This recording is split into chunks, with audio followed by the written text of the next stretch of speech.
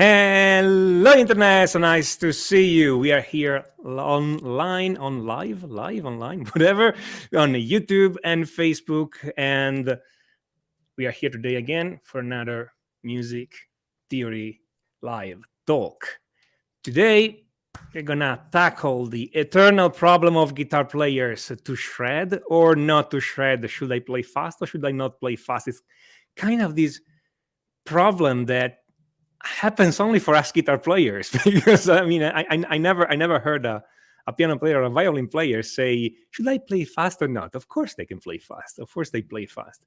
But for some reason, for us, it's a problem. And I can see why it's a problem, and it's a real problem for us. So let's tackle it and let's see what happens, okay?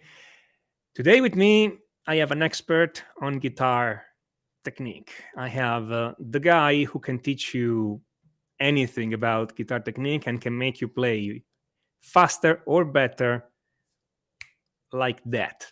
I've seen it happen. I mean, this is not hype. I've seen this guy take some people who could not play something, and 10 minutes later it happened. I mean, so let me introduce you guys to guitar technique expert Mike Philippov. Hello, Tommaso. Hello, everybody. Great to see you. Glad to be here. Great to see you too. So today, as I say, we talk about to shred or not to shred. So my first question to you, Mike, is that you have met people that tell you that they don't want to play fast. They don't care about playing fast. Because after all, I mean, Eric Clapton can say more in a note than Ingo in 10,000 notes. I know you're gonna shred, pun intended, this thing in a minute. Okay, but Eric Clapton or Dave Gilmour or somebody can say more in 1 note than Ingo or Petrucci can say in 10,000 notes, and all this kind of thing. People who tell you that they don't want to play fast because they prefer to play expressive melodies, etc., etc., etc. So my first question to you. We're going to share this stuff later. But if somebody genuinely wants to play slow, why should they study guitar technique? Why should they practice? Okay, great question. There's a lot there to unpack. So first of all, when people say that they don't want to shred, for example, or don't want to play fast, these terms are kind of impossible to even define. It's like, well, what do you even mean by shred? At what tempo does shredding start? At what tempo does playing fast start? What tempo is slow? I mean, Eric Clapton, he's not, let's say, speed-wise at the level of someone like Andy James or Petrucci. But if you take a complete beginner, or as I recently started dabbling and playing guitar left-handed, I mean, I can't play as fast as Clapton left-handed. So does that mean Eric Clapton is a shredder compared to me? Who knows? So I think that technique, as we'll talk about a little bit later, technique is really just motions that you use to play guitar. It has speed is a byproduct of that. And I think that people who say that they don't want to have speed, there's a bunch of reasons for that, but a lot of it has to do with the assumption that it takes a long time to build speed. And there is some truth to that for sure. It does take time, but so does developing good vibrato or good phrasing or learning to improvise. All these things take time, but I don't think there's anyone genuinely who thinks that if I could wave a magic wand and make you 200 notes per minute faster, they'd be like, nope, no thanks. I don't think anybody would actually say that. So why should everybody worry about or want to improve technique? Well, because whatever you're trying to play, you need motions to execute that, to make that happen. And even if you're trying to play B.B. King solos, the more efficient the motions that you're using, the better the notes are going to sound, the less mistakes you're going to make at whatever tempo. And because of that, you're going to enjoy the music more. And strangely enough, the more efficient your motions become, the easier it becomes to play faster than you can right now. So it's kind of a false dichotomy, really, to say that you don't want to play fast because you're going to, once your technique improves, you're going to be faster than you are right now. And I think, Tommaso, that's kind of the same thing with like music theory. People who say that they don't want to learn to don't want to learn music theory, but it's really impossible not to. Do you find that to be true in your case too? All the time, people write me. And it's always curious for me how people come to a channel called Music Theory for Guitar just to tell me I don't need theory. I'm already good. Okay, I have people writing. I can write melodies like nothing. Good for you, dude. I mean, no problem. I can't. I mean, and before I learned theory, I couldn't write a melody worth anything. Now I can write very good melodies. Okay, but I admit it's because I work on my melody writing technique. No problem. But the thing is, a lot of people think they don't know theory, and then how do they compose music? They go like, "Oh, I'm taking a few chords and put them in a chord progression." And, dude, that's theory. I mean, just because you know it already does not mean it's not theory. Just because it's easy does not mean it's not theory. I mean, it's still music theory. Where do you think chord come from? So it's very similar. And again, I think it's a similar assumption that it's gonna take a long time to learn all these, and it's gonna be boring to learn all these. And so people go like, "No, I rather play music." The reality that I found in music theory and in technique too, by the way, it's actually pretty enjoyable to learn about all the stuff. And it's challenging. And you get more ideas. When you learn a new theory concept, you get new ideas for your song. It's not just open the dusty book, okay, and then read through those dreary, super dry text. No, it's like, oh, that's a neat idea. Why don't I write some music with that right now? Okay, and I'm pretty sure it's the same with technique, meaning Yes, you have ideas for new music when you practice. absolutely. Because nothing is more frustrating than hearing a song in your head or a song by your favorite guitar player, and you can only play it up to a certain tempo. And that's when you come back to, what if you had just a little bit more technique, then it would be easier. So I think it's a case of, it's funny you said how other instrumentalists, piano players or saxophone players or whatever, they don't think of it like this. It's only a guitar thing. A lot of it is a combination of a few things. One is the sour grapes thing, where if it's too hard, then I guess I kind of don't want it. Then there is like a fear of being cast from the tribe, as it were, because when you get into the style of blues, for example, and you hear everybody, even all your friends who are saying, "Oh yeah, speed is not important. It's all about expression, man, and emotion." You fear that if you say, well, if you challenge them or push back on that with any of the things that you and I have just said, you will just be like, "What are you, stupid? Like that's not how it's done around here." So I think there's a little bit of that as well, and a big part of it is also just not knowing how to practice, whether it's practice music theory in a way that's applicable to guitar, or learning technique, or just practicing in general in a way that makes playing enjoyable. In the absence of that knowledge, everything feels hard, and then you going back to the sour grapes thing. Well, yeah, if it's hard, I don't want it, then I'm just going to make up an excuse for why I don't want it. Yep, exactly. That's it's. I'm gonna make this point, which is a pretty controversial point, but I think that we have so much mediocre or really bad guitar pedagogy going around, meaning people who teach technique or theory or any other aspect of guitar in a very bad way. Sorry, that's the way it is.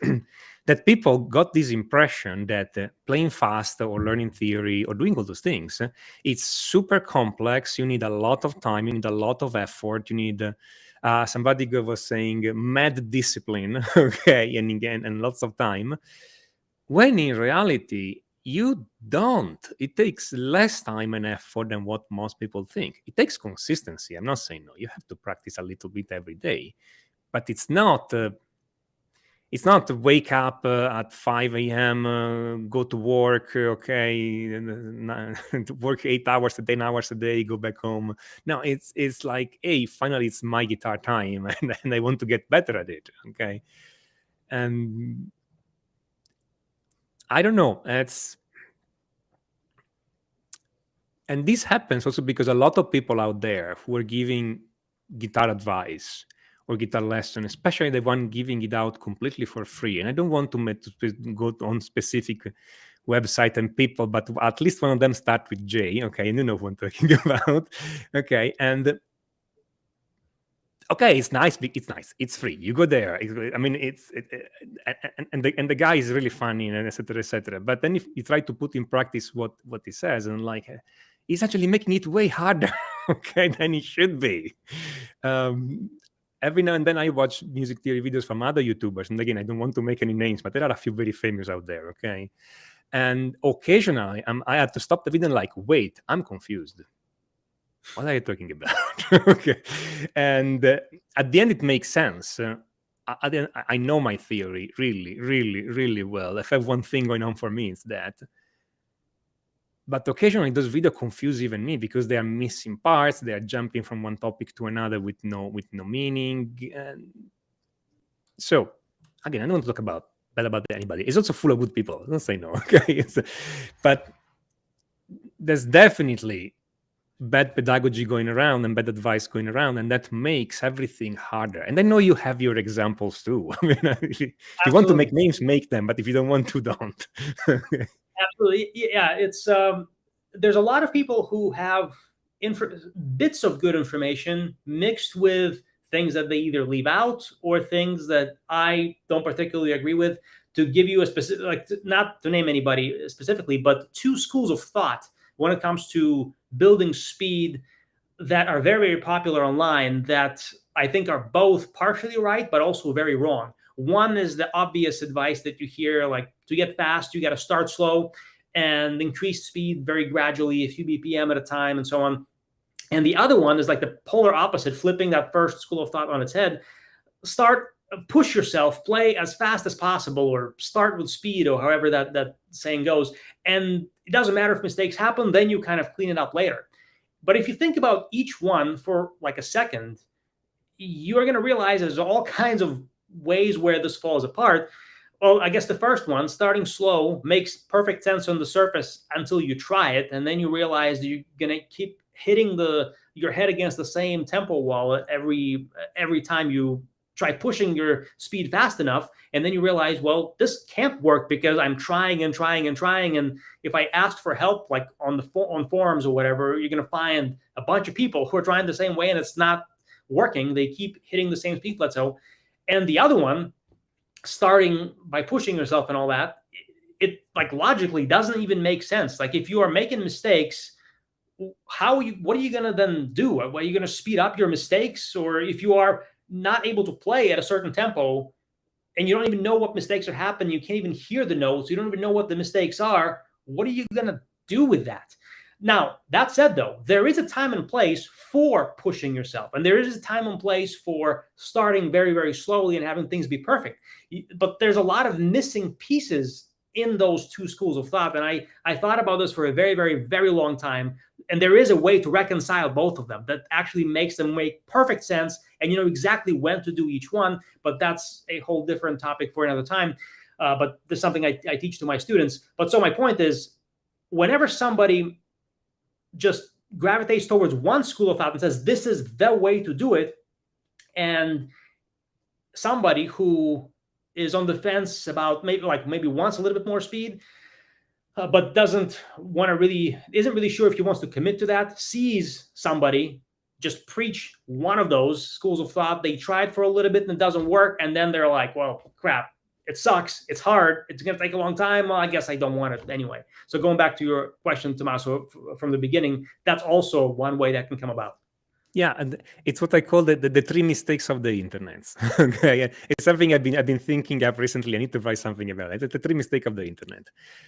You typically, internet likes polarization. Okay, so when you have you have to play slow before you play fast, or you have to play fast before you play slow. So people are either one extreme, which is mistake number one, or at the other extreme, which is mistake number two, or they just say, well, the truth is in between, which is mistake number three, because the problem is not in between. The problem is that those two things are missing pieces. It's not in between. If white is wrong and black is wrong, gray is not much better, guys. Okay, and I mean, I've seen this happen in other places, like for instance, the eternal debate about the cage system versus 3-note per string system. It's like all caged or all 3-note per string, or, well, of course I have to mix them. No, neither of them is true. I mean, one is wronger than the other. I mean, okay, and you know what I mean. I really don't like the cage system, but even going like, no, we are gonna play everything 3-note per string all the time. I said, no, of course it's wrong. It's a question of what do we do to learn. Those are exercises, not not a general way of thinking that restricts what you do. But anyway, then it will become a very complex explanation to explain. The thing is that to understand exactly where are the problems, it's a complex explanation. But if you just want to learn to play and be really good, it's very simple. You just need to do the exercise in the right order. We don't have to go get involved in philosophical discussion. It's very easy. So it's actually easier to ignore all the debate online and study with somebody who knows what they're doing. Okay, so that's the thing. But yeah, it's people do that online. They just extremize everything, or they just go for the fake wise thing, like, of course the truth is in between. No, dude, it's not. Okay, not at all. Now, Mike, that's the other thing. A lot of people confuse, in my opinion, speed and technique. Okay, now there's clearly a relation. They're not independent things, but they're not the same thing either. So can you clarify this for us? Yes, that's a great question, and you're correct. Many people do confuse them. So technique is very simply the motions that you use to play guitar. You can use technique to play slow and play fast. Now, speed, to define that very, very simply and maybe a little bit crudely, is just very short notes. So if you think about the note having a start and an end point, slow playing is just a note ringing out for a long time, and short notes are, ringing out for a very short time. And you can have great technique and play fast or play a lot of short notes. You can have great technique and play long notes. It doesn't matter. You're not any more emotional playing with bad technique slowly than you are with playing with great technique slowly. It's just that one of them is going to allow you to also play fast and the other one is not. It's as simple as that. Or poor technique is going to allow you to only get to a certain level and then get stuck there. What that also means, though, is if you want to play fast, because I said technique is just one of the building blocks of speed, there are many more things that go into building speed. If you only focus on technique, you can optimize your technique to no end. And there are some people whom, I'm not going to name, but maybe everybody who's watching knows who I'm talking about, who just focus on efficiency and technique to no end. But there's a law of diminishing marginal returns that kicks in after a while, that your technique is already as efficient as it's going to get, or at least it's going to take you a really, really, really long time to make it 1% more efficient, but you're not really getting faster. That's because you're ignoring the other elements of guitar technique, or guitar speed, besides technique that makes speed possible. To give you another analogy, it's like if speed, the result of being able to play really short notes, is like having a Ferrari in your driveway. But technique is just having the engine of that Ferrari. So it's a very important piece, no doubt about that, but you're not going to drive the engine anywhere unless it's got the other pieces that make a Ferrari. So that would be how I would clarify it. Now, Tommaso, I guess a similar question to you. What are some elements of music theory that you find people conflate into one, like they do with speed and technique? Oh, well, everybody thinks that theory is only harmony. So chords and things, and everybody thinks that the most important thing about theory, which is not, is that if I give you a random assemblage of notes, you can give it a name. Like that's a C at 9/F sharp, or who cares? It doesn't matter. There are many more important things in theory. Like, first of all, there's a lot about the theory of rhythm that it's super helpful, practically helpful for musician. Okay, and there is stuff about how to write melodies, etc., which is very rare to find around because it's genuinely hard to explain and understand. But even just for harmony, for instance, a little bit of ear training, for instance, or a little bit of connecting those things to music reality, or even just a little bit of what we call voice leading, so how to connect chords, helps you much more than giving names to those chords. I've actually started recently to make a few videos where I just don't name the chords, because just to show that the last video I published just this Monday, I'm doing a chord sequence. I don't explain what a chord sequence is deliberately, because otherwise we stay there forever explaining details. And I'm not telling you what chords are there. I'm just showing you what I'm doing and how to continue doing it. I move those notes down, move those notes up. Okay, I'm letting you guys give the names, not important. But this, in my opinion, is better, because then you can start thinking, okay, I don't need to know all those names, and I can try and move different notes up or down a different way and see what happens. And maybe that's more creative than just let's slavishly follow the circle of fifths or stuff like that. But no, it happens all the time. And what many people think they know, think they need to know, they don't really need to know, and vice versa. So, I mean, I have a question here that I'm going to just show from Facebook. As a newbie, I want to know how much theory I should understand. But that depends a lot on what you want to do, first of all. Okay, because if you want to play campfire songs, okay, like you need to understand a few chords and how to put them together. If you want to play lead or improvise, it depends on the style, because it's kind of different theory if you play, I don't know, neoclassical metal or jazz. Okay, and I'm not saying one is more theory than the other. It's a different kind of theory and a different scales, different ways to apply them. If you want to compose, it's more. If you want to play counterpoint, it's different stuff. If you want to write for orchestra, it's even more. So it really depends. Okay, that's the first thing. What do you want to do? What are you interested in? Okay, what's your goal? And the goal could be anything. Like it could be, I want to play like Eric Clapton or Jimi Hendrix. Great. There's theory behind that helps you. Okay, and by the way, there's always the false argument here, and I know you get the same in technique. Like, but Jimi Hendrix did not know any theory, and so somebody like, but Jimi Hendrix had no teacher explaining him technique or stuff like that. Well, guess what? Okay, too bad for them. Okay, you can go way faster if somebody's helping you. I mean, it's just because Jimi Hendrix allegedly did it without theory doesn't mean you have to go through the long and winding path of doing it without theory or technique or help. That's the first thing. Second, let's not forget that Jimi Hendrix was a session player before becoming Jimi Hendrix. So of course he knew his theory. I mean, can you? It's like, duh. Okay. So, or people like Jimi Hendrix did not know how to read music. First of all, how do you know? Second, he was a session player. Okay, this was his day job, reading music. So, but you see, now I have a lot of people writing in the comments their goal. So yes, guys, if you want more recommendation on what to do, you can write me or Mike, depending if it's theory or technique. Okay, and let us know your goals. You go on our website, click on contact. Okay, write us an email, no problem. And then we talk. We see what we can do for you, essentially, because it depends. It depends. But yeah, Mike. So at this point, I'm going to ask you this question: do you think everybody should reach a certain basic level of speed or technique in their playing, and why? Well, not really. I don't think that anybody needs a specific level of speed, because I think that the reason why we play guitar is to feel the way we want to feel and to play the music we want to play. And everything else is at the service of that.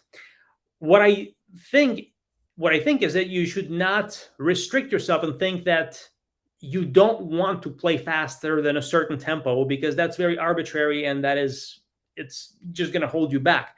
But focus just simply on the music you want to play and developing the technique you need, the motions you need to play it cleanly, consistently, without mistakes, accurately in time, all that good stuff, without string noise.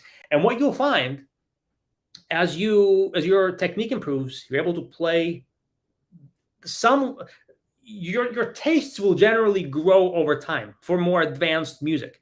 So, for example, when I started playing guitar, I wanted to play like Steve Clark from Def Leppard, which, he's a good player, was a good player.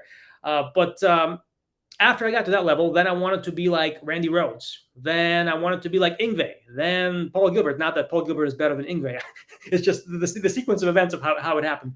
But definitely like Yngwie or Paul Gilbert is at a higher level of technical ability than someone like Steve Clark, for example. Again, with all due respect to Steve Clark.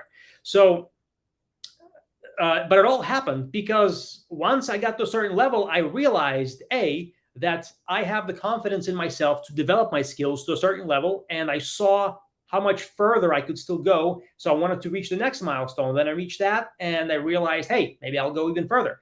but it would never have happened if I was focusing on just a minimum level I wanted to hit, any more than I think put it in terms of like money, any more than I think you should focus on, I want to make just the minimum amount of money and then I'll be happy. It's more of, what is the value that I want to create for the world that people are going to pay me money for, and become super excellent at that. And then let's just see where that goes. Same with technique. Just focus on the music you want to play, develop the technique you need. And then if you see that you want to go further from there, you will have the foundation of skills and the confidence that you can go even further if you want to do that. So those are my thoughts on that. What about music theory, Tommaso? Have people asked you a similar question about theory? Well, I guess they just did a second ago. They just did. But it's pretty much the same. When I started, I just wanted to play like some specific people, Brian May, John Petrucci, etc.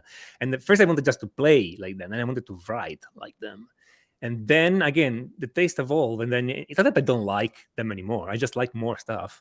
Okay, and at a certain point, I started liking all the old romantic music, Wagner, Rimsky-Korsakov, all the Russian school, etc. So orchestral stuff, and I had to study that too, and it's fun. Okay, the more you learn, the more you understand. That's the thing, and the more music sounds good to you, because you start to understand what those people are doing, and even some music that look really simple at first. So even some pop music, once you know what they're doing and why, and it sounds way better because you start to understand the game behind it. So, and it's always a mistake to underestimate pop music, in my opinion. There are some musicians in there that really know what they're doing. Okay, and it's not super complex chord again, but theory is not just harmony. And again, it's also a matter of taste, but. Yeah, I think everybody should understand a few things. I mean, for instance, what's a chord? Where are the notes? What are the basic structures? Just to get around, because it makes so much easier to understand. Okay, like a lot of guitar players have no idea what are the notes on the guitar fretboard. That's a handicap, guys. Okay, that's a problem. You are. Because if you don't know what the notes are, when you need, first of all, you never realize when you have the option to apply some music theory, because it's like having a car. In your example, you have the engine, but you don't have the tires.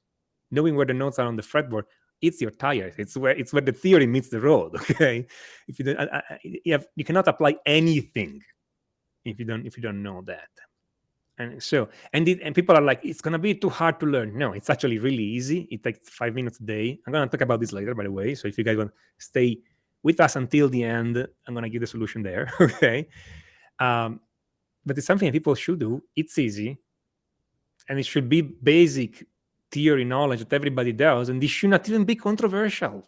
It should not, because it helps you so much. I mean, it's like, let's say you guys want to go and run a marathon. Should you buy a pair of shoes? I mean, it's like, or you want to run barefoot. I mean, you can run barefoot. People did run barefoot. They typically don't arrive first. Okay. So, just saying. Mike, years ago, we were in Chicago, and I remember we're talking about speed and the function of speed, and you said, speed is an ornament, like vibrato is an ornament, or Amaran and Poloff are an ornament. Speed is an ornament too. And I thought it was a genius concept. So do you want to explain it to your audience? Because it really clarifies this whole thing. Yes. I'm glad you remembered it, because I agree that was pretty profound, if I do say so myself. So here's the thing. When you have some notes, let's just say you've got 3 simple notes. I just played them as they are, just pure naked 3 notes with no ornaments. They maybe, well, because I played them in order, they imply a scale. And so they imply some sort of emotion, but it's very, very minimal emotion. But there's different types of emotions you can put on notes. So you can play them with some vibrato or string bends.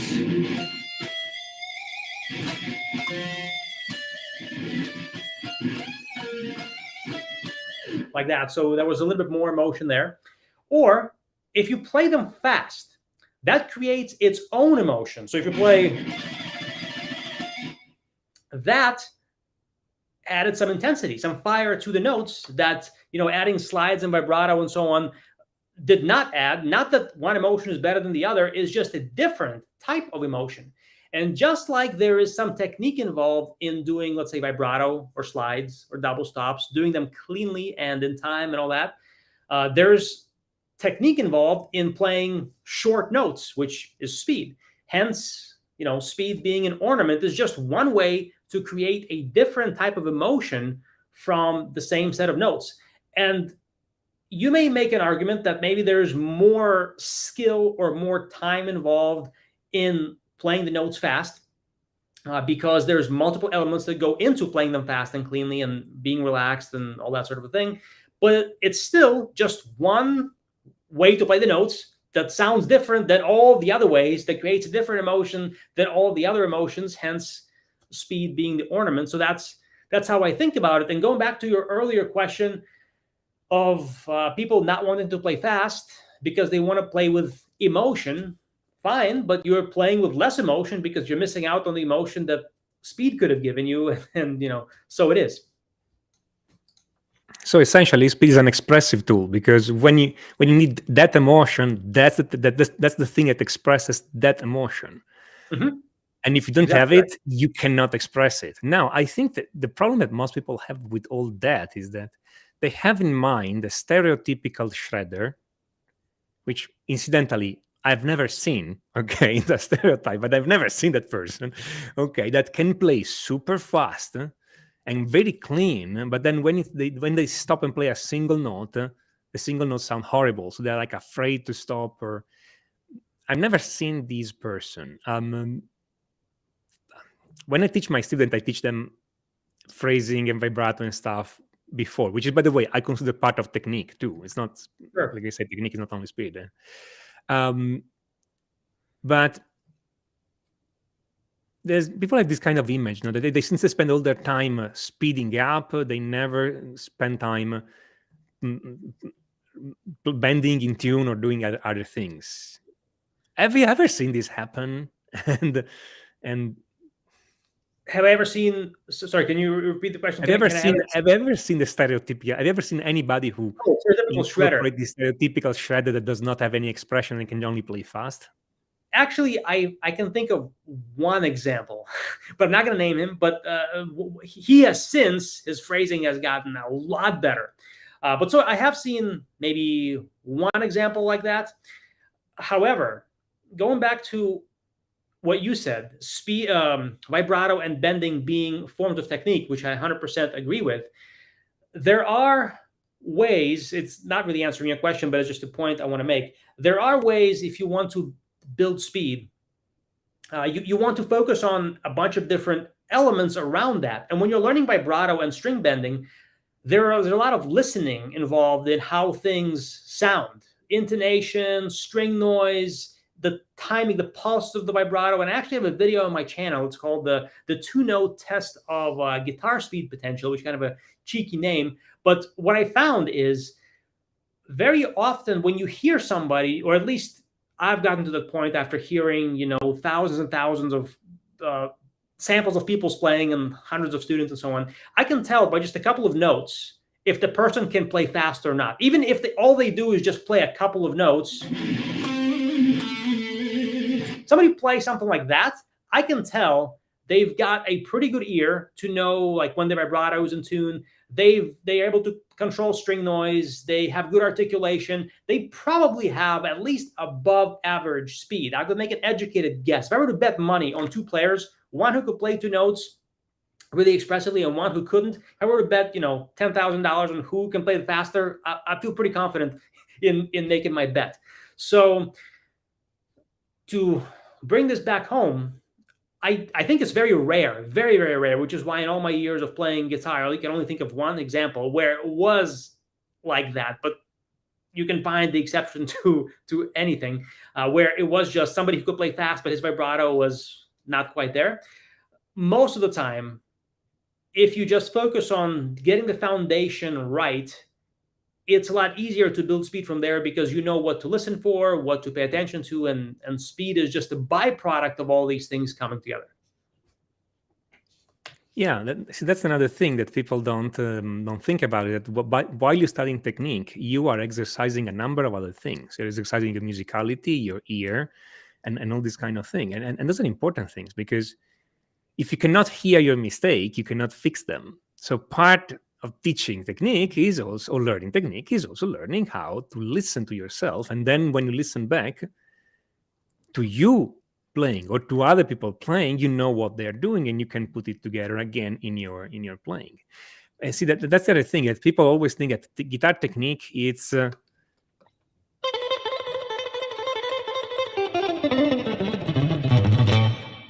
while guitar technique, it's also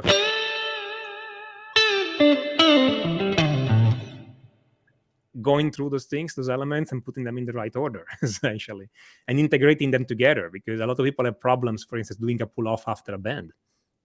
So those are all elements that are part of guitar technique. I'm sure you teach them. I mean, it's Right. I know you Exactly. teach them. I Yeah. don't have to suppose. Okay. Okay, makes sense. So, Mike, let's answer a few of the questions we have in the chat. Okay, because we have several. And by the way, if you guys have questions, more questions, put them there. Let me see. That's an interesting one, for instance. Okay, getting rid of fretting hand, forearm tension when shredding, trying to avoid tendonitis here, but my fretting forearm keeps tensing up the day after I shred. Okay. The day after. What was that? It tense up the day after. The day after. Interesting. Okay. Right. Okay. Here's the thing. It's not about getting rid of tension while shredding, even though that part comes later. The first thing you want to do is you want to have the foundation of being relaxed, period, at any speed. Because remember, there's no such thing as shredding per se. What's fast to me is not fast to you, and what's fast to you today isn't what's going to be fast to you 5 years from now. So get rid of these vague abstract terms like shredding, playing fast, slow. I mean, yeah, we use them when we talk, but really they mean nothing. So what you want is you want to find the tempo. I call this the threshold of control, and there's multiple thresholds for different elements of speed. Tension is one of the elements. You want to find, first you want to just be able to fret one note. Forget any tempo, even playing in time or even picking the notes. Just, can you fret a note while these fingers are relaxed? So your index finger is fretting a note. Can you wiggle these fingers with the right hand and have them be relaxed? Can you make sure your jaw is relaxed? Can you make sure your shoulders are relaxed and you're breathing normally and your feet are relaxed? Believe it or not, as basic as this sounds, many people either can't do this or they've never tried to do this. And when they do, they realize, wow, I can fret a note and use like 80% less tension than I'm using now. Let's start there. Spend like 3 minutes familiarizing yourself with doing that. Then, let's say you've got 3 notes, E, F sharp, and G here. Just simply fret the notes without picking. So the picking hand isn't doing anything. Just fret the notes with that same level of relaxation. And again, familiarize your brain with what that feels like, and remember that. If the ability to fret notes is like the muscle memory, if the muscle memory is like your brain's memory of, let's say, memorizing lyrics to a song, you've got them written out on a piece of paper, you need to look over the lyrics to commit them to memory, and you need to repeat the motions correctly to commit those to muscle memory. And then from there, you can try to speed up. There's all kinds of different ways to do that. But that foundation is where everything has to start. And when you speed up, you need to pay attention to how it feels, how different it feels from one tempo to another tempo. But it shouldn't feel any different to go to this. So there shouldn't be any more tension between the two tempos. One is much faster than the other, but my left hand, my fretting hand, wasn't any more tense at the faster one than it was at the slower one, because you establish that foundation, then you speed up from there, and the goal is to keep that tension level the same. So the one thing to take away from my answer is establish the foundation, and then when you increase the speed, make sure that foundation, the level of relaxation, stays the same. And of course, if you want like tactical advice on how to do that, it's best to have a teacher guiding you through that process. But if you want like a quick soundbite answer to use, then there it is. And the thing is that people never work on their basics, and I can see why. And there are several reasons for this. First of all, nobody wants to work on something that is called the basics because they feel like beginners, and second, because they think it's boring. But what I think and what I tell to my students is that basics are advanced. Okay, I'm working on the basics. Okay, I'm still working with my freaking metronome. Okay, not all the time, as we know. You don't have to only play to them with the metronome, but the metronome can help you on specific things. Okay, I'm still working on my basic theory. I'm still working on my notes, not because I don't know them, but because the better I get, the more my powers of creating music are better, are powerful. Okay, that's the thing. Basics are advanced. There's no problem or shame in working on the basics. And the exercise Mike just said of playing one note and making sure that your fingers are relaxed, well, I'm still doing it myself occasionally, because you never know. Sometimes you're playing something that you're unfamiliar with, and you're like, oh wait, I'm way more tense than I expected. It can happen. So scale it back a moment, relax, etc., etc. And there is these and other exercises. So Yes. you guys should never be ashamed of everything, or recoil from practicing the basics. It's what makes you better. I remember an interview with Gus G. Remember, he was also a guitar player for a while, and he was in a band. I can't even remember the name of the band right now. Galneiros. Anyway, and Gus G in an interview was saying that he splits his practice time in three. In the first half, he studies technique, speed, etc. In the first third. In the second third, he studies vibrato, and in the third he studies repertoire. But it's like a full 33% of his practice is vibrato. He has excellent vibrato, and you can hear it. But it's like, you will think vibrato is pretty basic, okay? But no, it's not, and it's important.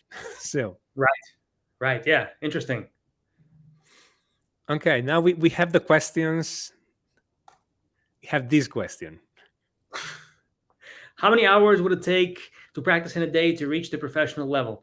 All of Which them. is a reasonable question for a beginner to make, or for somebody who's starting. Of course. So here's the thing. We have to define the terms that we're using.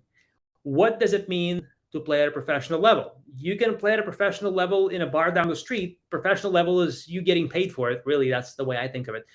Now, it doesn't even matter. But even if we were to define what professional level means, it could be in a bar down the street or playing like Andy James or whoever. It doesn't matter, because practicing is not about hours or time. Hours or time is just the vehicle through which you get the perfect repetitions in that train your skills. So practicing, as I say, is not about time. It's about reps. It's about repetitions. You need to know what skills you need to train and how to train them. And then you need to make sure you're actually doing them. So for example, going back to the previous question about tension, if you were trying to just play as fast as possible and trying to relax while you're trying to play as fast as possible, and it's not clean, and you are not able to play relaxed, and you feel pain, the next day or whatever, it doesn't matter if you do this for 300 years, you're never going to get to any level, let alone professional level, whatever that also means, because your reps are all wrong. Which is actually a really liberating thing to realize, because most of us can't practice 5 hours a day, but you don't have to. All you need to do is get more and more clarity on what are the reps that need to be done to develop the skills, and then you do them. And then it'll be just like driving your car from New York to San Francisco, whatever, across the map of the United States, if you imagine that. As long as you're moving in the right direction, it doesn't really matter how fast or slow you go. You'll eventually still get there. And the speed at which you go is the last thing you worry about. And speed in this analogy being really how long you drive That could be the part of the analogy that everybody focuses on. But you got to make sure you're going in the right direction first, let alone what the outcome even is. So hopefully, I know everybody asked this question, and I've answered this question 100,000 times. I'm sure you have, Tommaso, as well. But that's really the only answer I can give that makes any sort of sense without leaving you completely unsatisfied.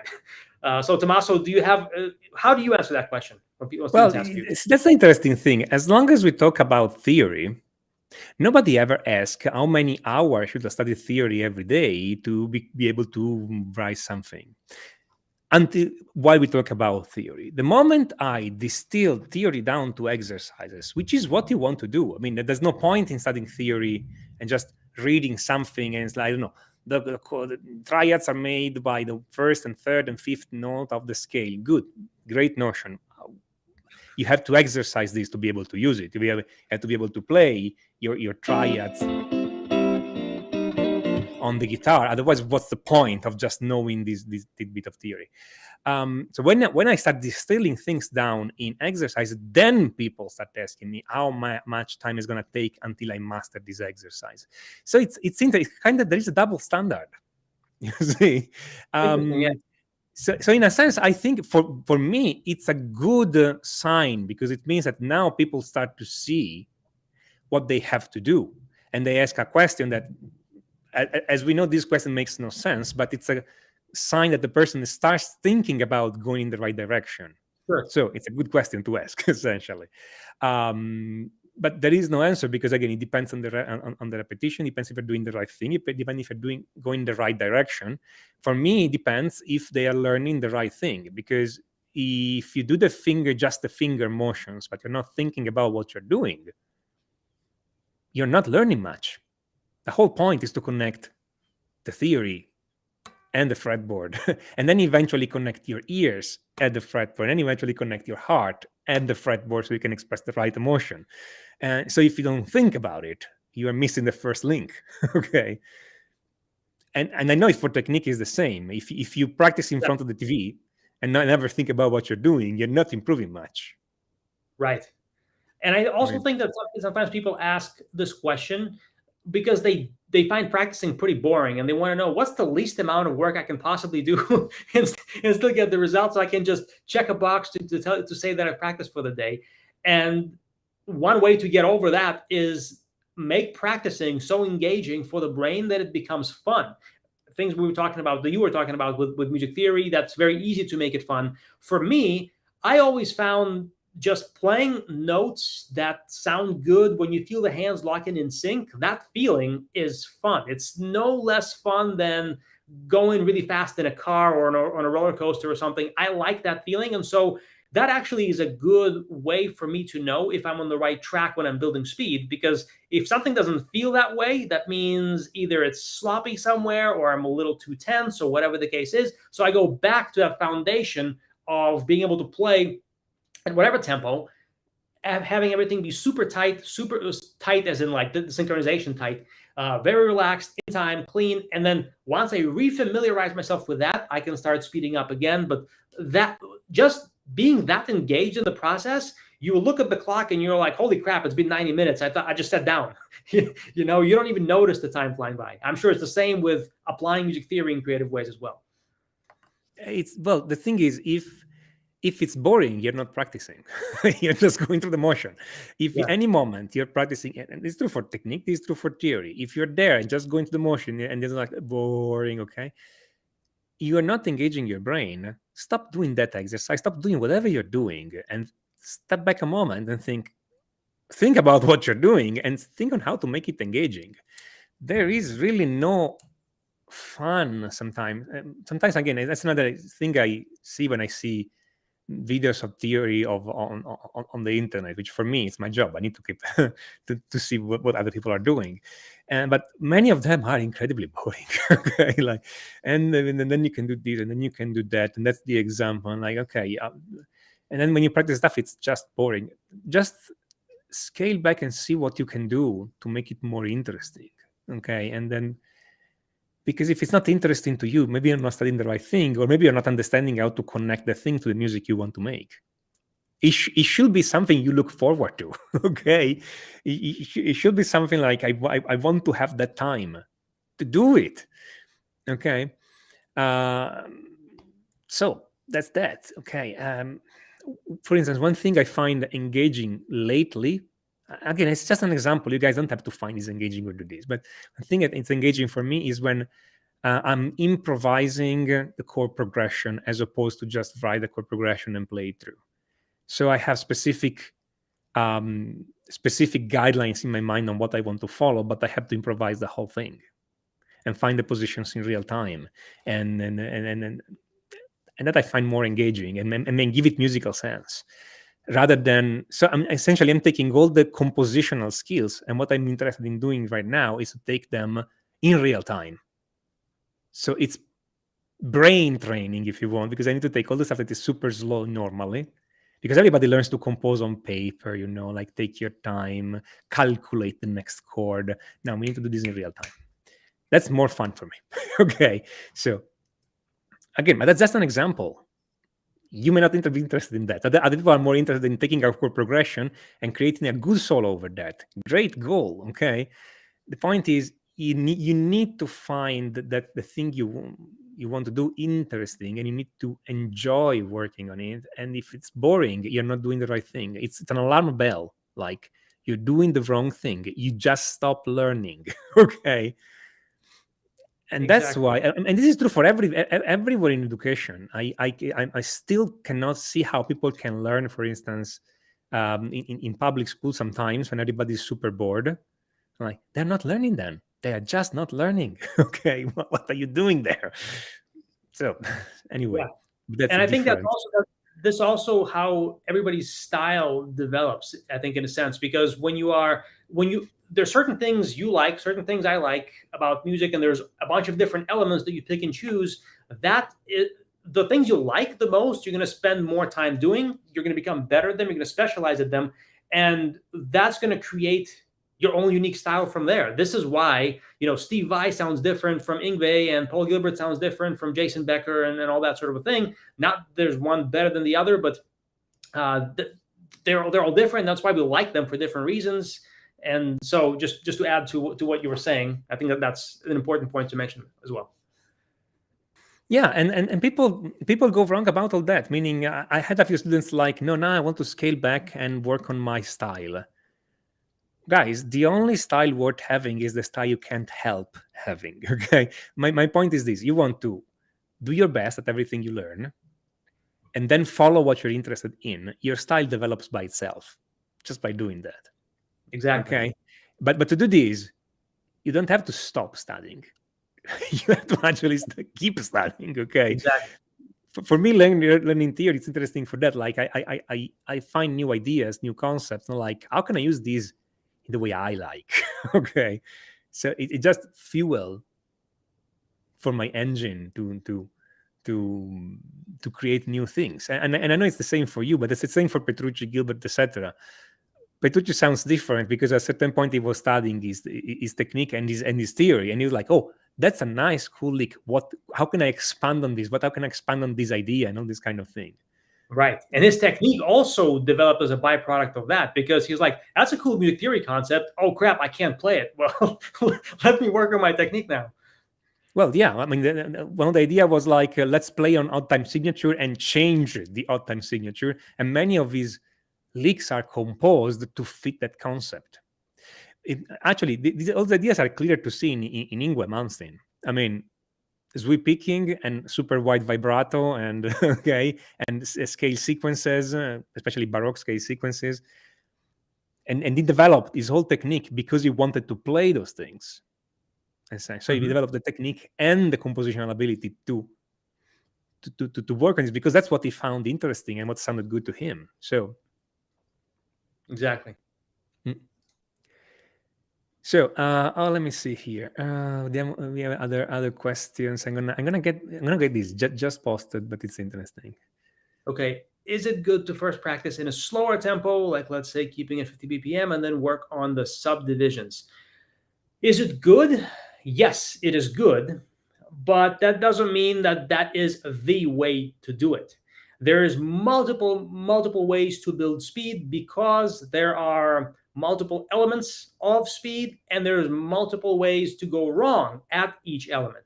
And so that's why there isn't a single best practice way to go through to build speed. All of them can work as long as you understand why a certain practice method works, when it doesn't work, and what specific problems you are having, and then you pick the practice method to fix the specific problem you have with speed. So there is definitely a time and place to start at 50 BPM, do eighth notes, and then jump up to 16th notes, and then maybe even 30-second notes. You can do that if you have the problems in your playing that this type of practice method is going to solve. If you don't, then it's pretty much useless at that point. So that's the way to think of it. Let's see another one. Oh, we missed the question. Sorry, I just clicked on the wrong thing. Sorry. Wait a sec. I had another question I wanted you to answer, but not. Sure. But it is this one. All right. As a beginner, how do you grade yourself that you're growing or static? And also, what are the vital components of music? All right. How do you grade yourself to know that you are improving? Well, it depends on the skill that you're working on. Let's take speed, since we're talking about speed right now.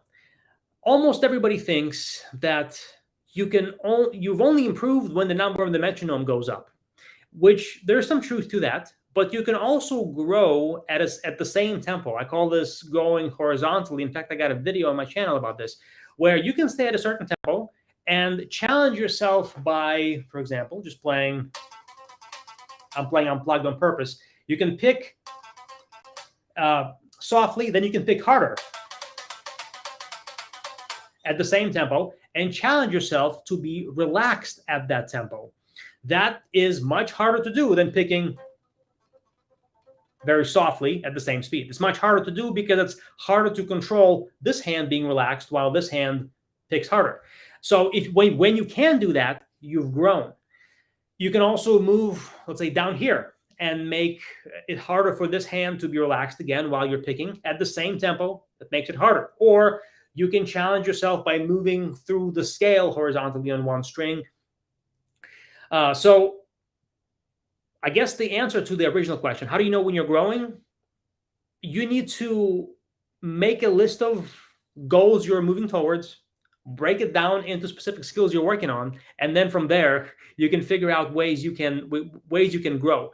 That's a general answer to a general question. I think that's the best I can answer it in the time that we have. But as far as speed, think more horizontally before you think vertically. Vertically, again, is pushing the speed up. Horizontally is staying at the speed you're at and trying to challenge yourself there. When you can do that, not only will you be more consistent, more reliable, but you'll find it easier to then push the speed up and have it sound good as a result. So those are my thoughts on that. Exactly. Get the movement right and get the movement relaxed, and make sure you're not making major mistakes, because when you speed up, the mistakes just get worse. If you have some tension when you play slow and then you speed up, you're making the tension worse, not better. Exactly. Again, but every now and then there's also got some good ways to go up in speed and then play faster. We know, but that would be a long thing to explain. And Mike clarifies this in his courses, by the way. So just saying, okay, there's more to it than just that. That's an answer that Mike can give in 2 minutes. But like everything, the situation is more complex than just a cut and dried. Do this period. Sure, of course. Okay, Mike. I know you have something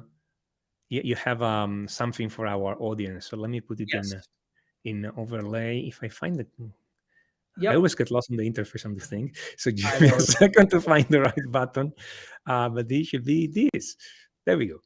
There it is. Yes, thank you. So as we talked about earlier, there's 2 main schools of thought about building speed. One of them is, start slow and gradually build speed in small increments. And if you've tried that, you probably know you're going to hit a plateau where it's not going to allow you to increase the speed past that level. Well, this is a video that I have, Guitar Speed Formula. It's totally free. You can check it out at this link on the screen right now that shows you how to build speed without doing any slow practice whatsoever. It's one of my go-to ways to build speed, which is different from anything you've probably tried before, mainly because it doesn't require you to practice slowly, but it also doesn't just say to push yourself and play with mistakes and then clean it up later, because that is pretty stupid. It doesn't really work unless you really know the details of what you're doing. This is a much simpler way that you can apply like today, and after practicing for like 20 minutes, 25 minutes, you should see some pretty significant improvements in how things are feeling and sounding as early as tomorrow. So if you want to check that out, here it is on the screen, and enjoy it.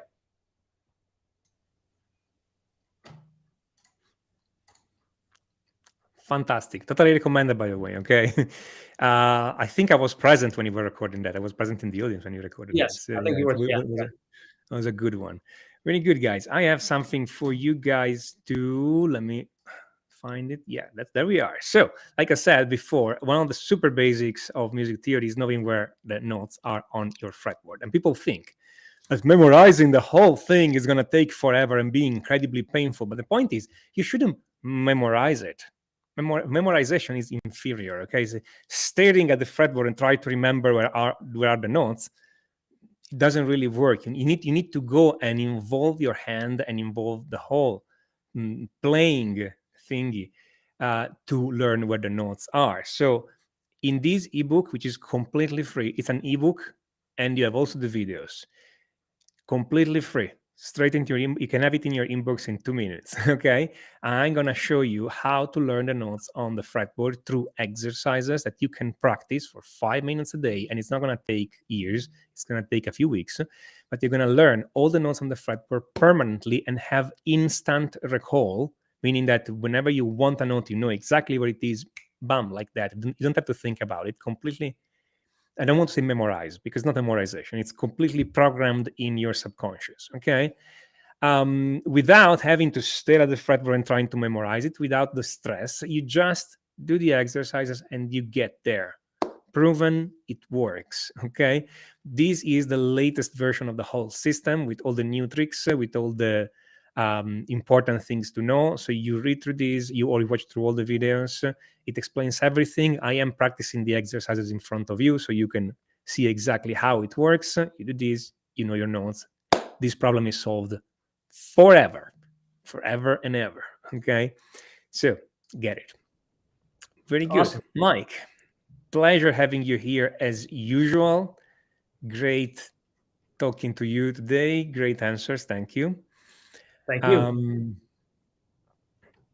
And thank you also to our audience. Great questions today, guys. I like when you guys ask questions. I like to connect with the audience and answering what you guys care about, because we care about some stuff, but I know it's not always what you guys care about, and so it's good to have this kind of connection. You ask us and we answer what you care about. Okay, guys, get Mike video, get my ebook. They are completely free. Okay, you get them. You get something good that you can use right now in your playing. And then if you want more help from us, you know our websites and you know where to find us. Thank you, everybody. Thank you, Mike. Thank you, Tommaso. See you soon. Thank you. And until next time, everybody, enjoy.